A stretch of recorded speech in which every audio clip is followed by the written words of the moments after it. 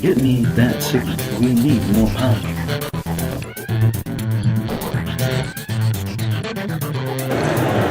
I'm talking to Cory Jones of Cryptozoic Entertainment, and we are here to talk about HEX. Now, let's say I don't know anything about HEX. Okay. What would you tell me about HEX? I would tell you that HEX is the first ever MMO TCG. And so it is taking two pretty amazing genres of game and rolling them together into what I like to call a chocolate and peanut butter invention. Chocolate and peanut butter existed independently and were awesome. When they come together, they become even better. So the important thing about an MMO and a TCG coming together is this idea that they both rely on one very specific thing, and that's community.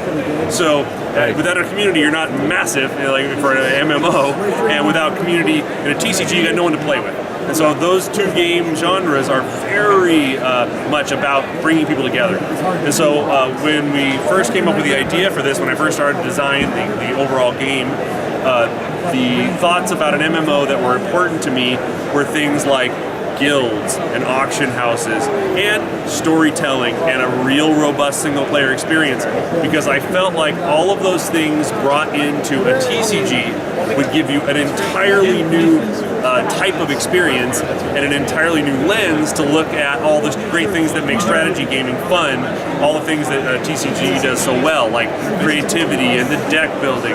And so in the end, bringing those two things together became something very distinct and something also very new. And so that's what HEX is doing. It's creating something new.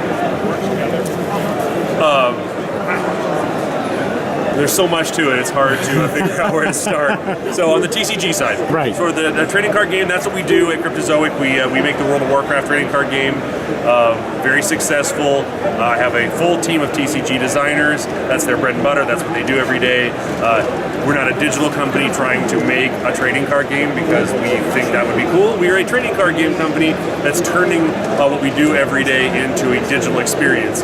So very well balanced. The first set of cards is pretty large. It's a very robust first set. I think we're at 379 cards for set one, which is for a TCG is very big. But we've spent a ton of time making sure that the draft component of it, as an example, is incredibly well balanced. We've spent a ton of time making sure the thematics are very top-down designed, and we know that set 2 and set 3 will relate back into the things that we've started in set 1. So all the things that make a trading card game robust and exciting, we've built all of that into this game. Now when it comes to the digital side, we've hired some of the best in terms of helping us actually engineer and design that interface. And so I believe, and you're able to go to hextcg.com and see some of this, we have the best looking, slickest, most playable interface for a TCG ever designed. And I think we're at pre-alpha right now, and every day it gets better and better, and I have a real fetish for fit and finish. So I think at the end of this, what we deliver is going to be, like I said, the best looking TCG ever.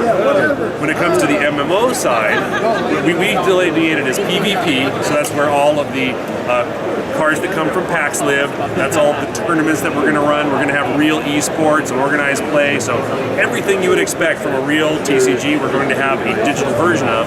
And so you're going to be able to actually get in and play in tournaments. We call that the PvP side. On the PvE side, which is where all the MMO stuff lives, we have guilds, auction houses. You make a character where you pick a race and a class and you level him up. And he has a skill tree. You make decisions in the skill tree, and that changes how your deck works.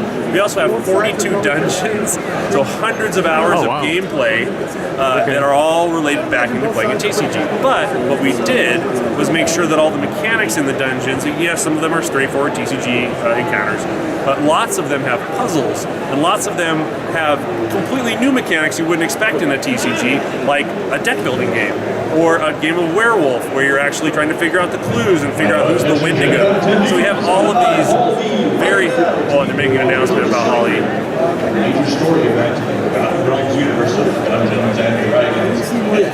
All right, so we have... Interrupted by D&D yet again. Exactly. So we have all these amazing experiences in the PvE side, going to the dungeons, leveling up cards, leveling up your champion, Some of the innovation that's most important to the game also comes from this idea that we wanted a real sandbox style experience.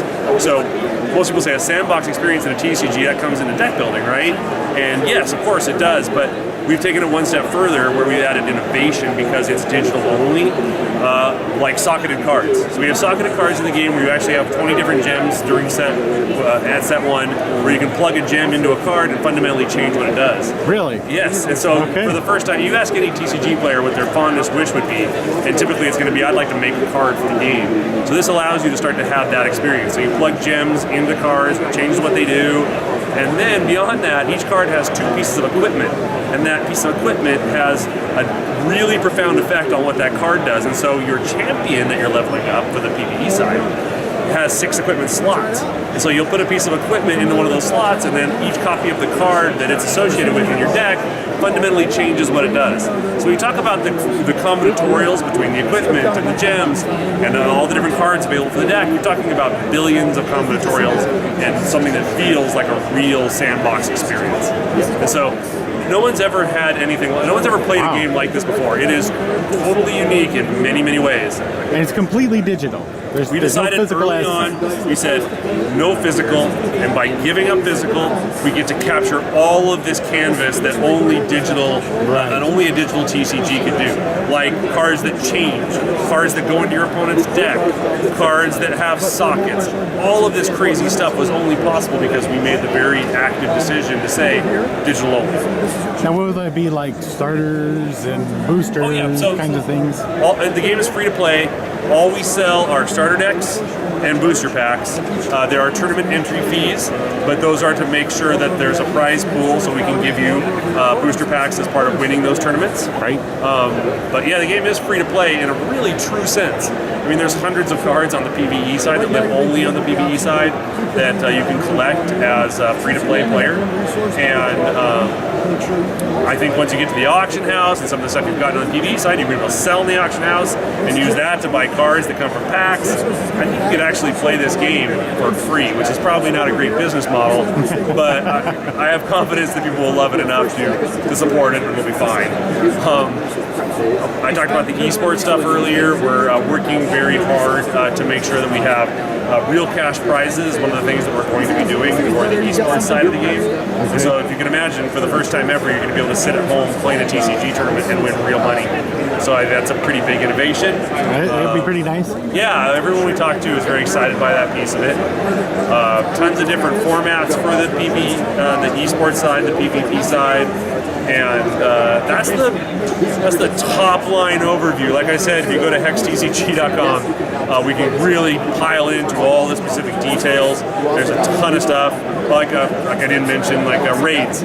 So you unlock those dungeons, and some of the dungeons unlock a raid. And the raid is where you and 2 of your friends get to play together against a raid boss. And then he's very powerful, and he has multiple stages. And so you have to build your decks together to figure out strategies on how to beat those stages. And then maybe you beat stage 1, and then stage 2 is like, it took you by surprise. You go back to scratch, try again. So raids are also an incredible function of the MMO TCG component. That's really interesting. Right? There's so much. It's outrageous. What kind of time frame are we talking about here? I'm shooting for our closed alpha to start end of September, and then after that we'll start rolling in features until we finally get to our beta. So we're chugging along. It's a lot of work. PC development is not an easy thing. It's a path with a destination, but what you don't know is that what's going to be on that path as you go, and you don't get to see it until it's right in front of you. Right. So we're shooting for a date, but it's a hard thing to estimate. Well, Cory, thank you very much for this overview of HEX. People have been asking about it. And have a good rest of the show. All right, thank you, very nice. That's it. We need more power.